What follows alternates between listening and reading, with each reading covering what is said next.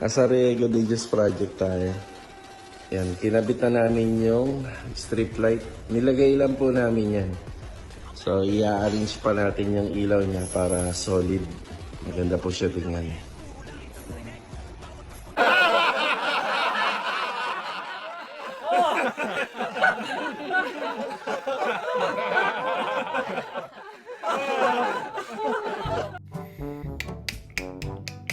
Huli na naman. Jason. Alam mo, Jason, itigil mo na ang pagluloko sa mga mangilan-ngilan na lang na sumusuporta sa'yo.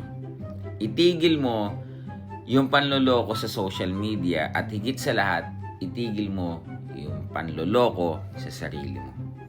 Hindi lang imahe mo ang nasisira, imahe ng kapatid mo, at higit sa lahat, yung imahe naman ng pamilya mo. Alagaan mo na lang, 'di ba? Alagaan mo naman. Saan ka makakakita niyan? 'Di ba? Nahuli ka lang nung nakaraan, nang angkin ka ng pera ng may pera. Ngayon naman ito bahay ng may bahay sa Tansa Cavite, piniflex mo sa iyo.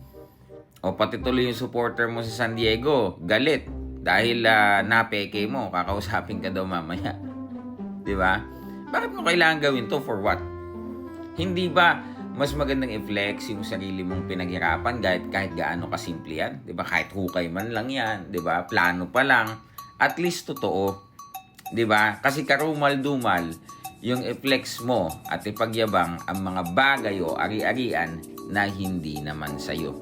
Para din sa'yo to, Jason, yung sinasabi namin. Kasi what you're doing, you're practicing and exercising ang pagiging isang con artist. Kapag ka ang reputasyon mo ay naging ganyan na talaga sa mata ng mga tao, do you think may maniniwala pa sa'yo? Paano na buhay mo after boxing? 'Di ba? Kung ngayon pa lang papakainin mo ng mga kasinungalingan ang mangilan-ngilan na lang na nagtitiwala pa sa'yo. Jason, mahiya ka sa sarili mo at mahiya ka naman sa kapatid mo na lubos na napapahiya dahil sa mga pinagagawa mo. Okay? Kayo guys, ano pong opinion nyo dyan? Hindi ka na talaga natuto. Ako po, Silver Voice TV. Magandang